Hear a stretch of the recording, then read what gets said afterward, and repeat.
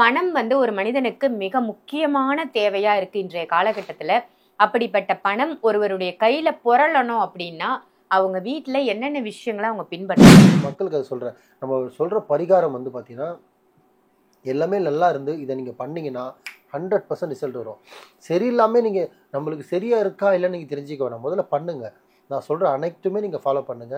இன்னைக்குலாம் கூட நாளைக்கு வரும், நாளைக்கு நாளான்னைக்கு கம்பல்சரி. கூட பார்த்தீங்கன்னா இப்போ இங்கே லூஸில் ஃபஸ்ட்லாம் கஷ்டப்பட்டு கிடச்சிது. இப்போ நார்மலாக சில கடைங்களே கிடைக்குது. கேட்டால் எங்கே கிடைக்குதோ அந்த இடத்துல சர்ச் பண்ணி பாருங்கள், கம்பல்சரி கிடைக்கும். அதை வாங்கி கூட நீங்கள் வீட்டில் வைக்கலாம்.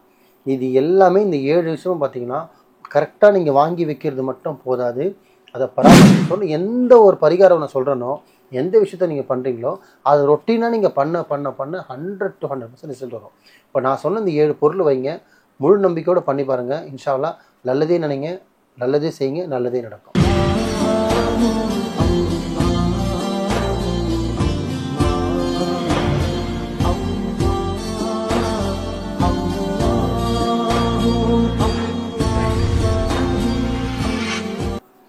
மர்ஜன் மணியர்கள் அனைவருக்கும் அன்பான வணக்கங்கள். பொருள் காவாங்கரை ட்ரிபிள் டவர்ஸ்ல இருக்கக்கூடிய மாலிக் பாய் அவர்களை தான் சந்திக்க வந்திருக்கோம். வணக்கம் பாய். வணக்கம்மா.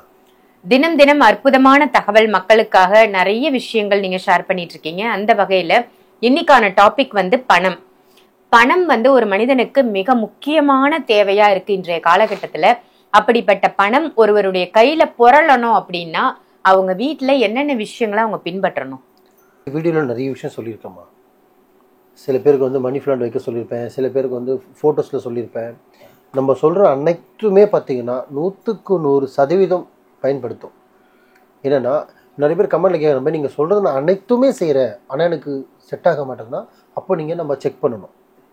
எப்படின்னா எவ்வளோ மாத்திரை வாங்கி போடுறேன், எவ்வளோ ஊசி போட்டாலும் நம்மளுக்கு நோய் போகலைன்னு என்ன பண்ணணும், அடுத்தது டெஸ்ட் எடுத்து பார்க்கணும். ஏன் அந்த நோய் போக மாட்டேங்குது? ஒரு ஊசி பாருங்கள், டாக்டர் 3 நாள் ஊசி போடுவான், 3 நாள் ஆகியும் ஊசி போட்டு கேட்கலன்னா 4ஆம் நாள் பிளட் டெஸ்ட் எடுப்பாங்க. இது ப்ராக்டிக்கல்.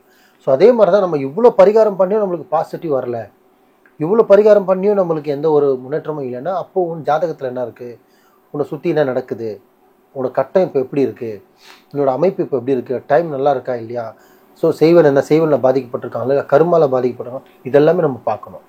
ஸோ மக்களுக்கு அதை சொல்கிறேன். நம்ம சொல்கிற பரிகாரம் பார்த்தீங்கன்னா எல்லாமே நல்லா இருந்து இதை நீங்கள் பண்ணிங்கன்னா 100% ரிசல்ட் வரும். சரியில்லாமல் நீங்கள் நம்மளுக்கு சரியாக இருக்கா இல்லைன்னு நீங்கள் தெரிஞ்சுக்க வேணாம். முதல்ல பண்ணுங்கள். நான் சொல்கிற அனைத்துமே நீங்கள் ஃபாலோ பண்ணுங்கள். இன்றைக்கெல்லாம் கூட நாளைக்கு வரும், நாளைக்கு நாளான்னைக்கு கம்பல்சரி ரிசல்ட் வந்துடும்.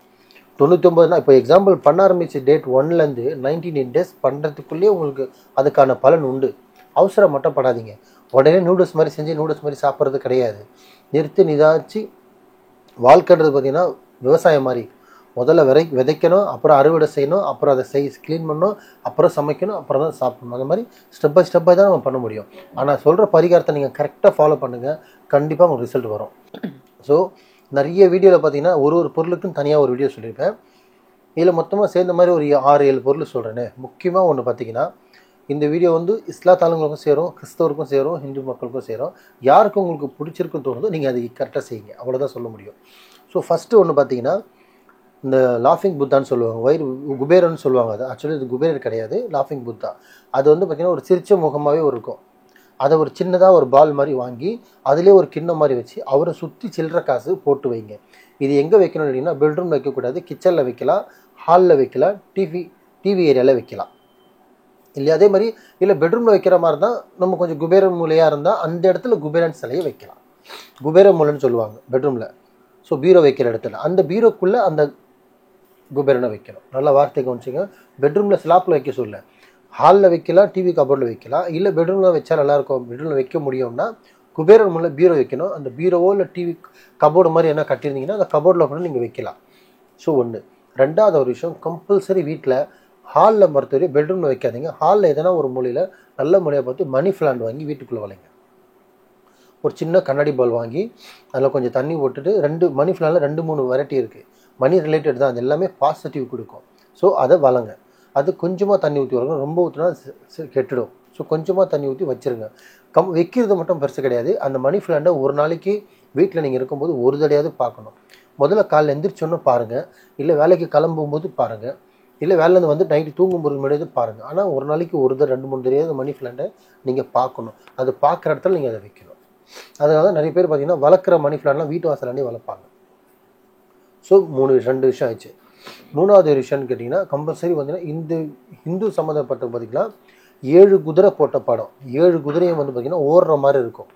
நிற்கிறவன் நின்று நல்லா ஓடுற மாதிரி ஒரு தோரணையில் நிற்கும் 7 குதிரை. அது 7மே வெள்ளை, ப்ரௌனு, க்ரீன் இதில் எல்லாமே இருக்கலாம். கருப்பு மட்டும் இருக்கக்கூடாது குதிரையில். நல்லா ஞாபகம் வச்சுக்க மக்களே. 7 குதிரை படம் போட்டது ஓடுற மாதிரி இருக்கும். அது ஸ்டோன்லேயே செய்யலாம், கூகுளில் விற்கிது, நிறைய பேர் கடையில் வைக்கிறாங்க, கூகுள்லேயும் இருக்குது, சர்ச் பண்ணி பாருங்கள். அதை வாங்கி படம் போட்டு வீட்டுக்குள்ளே வந்தோடனே ஹாலில் உள்ளேருந்து வெளில வர மாதிரி இருக்கணும். ஸோ உள்ளே திறந்தோடனே எதிர்க்கு தர்ற மாதிரி உங்களுக்கு விருப்பப்பட்டால் நீங்கள் வாங்கிப்பீங்க. ஆனால் அது குதிரை படம் வந்து இஸ்லாத்தில் செய்ய மாட்டாங்க, இந்து மக்கள் செய்வாங்க. அதை அவங்களுக்காக அதை வச்சுக்கலாம். இந்த 3 விஷயம். 4வது பார்த்தீங்கன்னா நார்மலாக கம்பல்சரி கடைக்கு போனால் இப்போ ஒரு வீட்டில் ஜென்ஸ் ஒரு ஹஸ்பண்ட் பார்த்தீங்கன்னா காலைல வீட்டு விட்டு வெளில போனால் திருப்பி ஈவினிங் வரத்துக்குள்ளே கம்பல்சரி 4-5 இடத்துல சில்லறை மாற்றுவீங்க. அந்த சில்லறை காசு வரும். வர இடத்துல எங்கெங்கே சில்லறை வருதோ அதை அங்கேயே பயன்படுத்தாமல் அந்த சில்லறை காசை வீட்டுக்கு எடுத்துகிட்டு வந்துடுங்க. எடுத்துகிட்டு வந்து என்ன பண்ணிங்கன்னா வீட்டில் சுத்தமான இடம், ஒரு பெட்ரூம்லையோ இல்லை கேஷ் வைக்கிற கபோர்டில் இல்லை ஹால் கபோர்டில் இல்லை கிச்சனில் ஸ்லாப்பில் இந்த மாதிரி அங்கங்கே கொஞ்சம் காசு போட்டு வைங்க. கம்பல்சரி பார்த்திங்கன்னா திருப்பியும் சொல்கிறேன், போடுறது மட்டும் பத்தாது, அதை பார்க்கணும். ஹாலில் குபேர முல்லை போட்டு வைங்க, வேறு எதாவது வயசான முல்லை போடுங்க. ஸோ இன்னொரு மூலையில் எங்கெங்கே இடம் இருக்கோ அதெல்லாம் போட்டு வைக்கலாம். சில்லறை காசை அள்ளி போட சொல்ல, வர காசை மட்டும் சும்மா 10 ரூபா காயின் 5 ரூபா காயின்லாம் இது அங்கங்கே வீட்டில் சதுரி இருக்கிற மாதிரி எல்லா மூலையும் காசோட நாணயம் சதுரி இருக்கணும். ஸோ 4 விஷயம். 5வது ஒன்று கேட்டிங்கன்னா வலம்புரி சங்குன்னு சொல்லுவாங்க.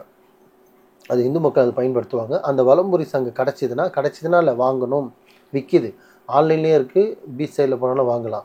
ஸோ அந்த வலம்புரி சங்கு வாங்கி அதை பாடம் படிக்கணும். பாடம்னா நார்மலாக வாங்கி சுத்தம் பண்ணிவிட்டு அதை வந்து பார்த்திங்கன்னா பூஜை அறையில் வைக்கும்போது நார்மலாக கீழே வைக்காமல் அதுக்கு ஒரு துணியில் வைக்கலாம். இல்லை ஒரு காப்பர் தட்டோ இல்லை வெள்ளி தட்டு மாதிரியோ உங்கள் வசதிக்கு என்ன முடியுதோ ஒரு தட்டு வச்சு அந்த தட்டில் அந்த வலம்புரி சங்கு வைக்கலாம்.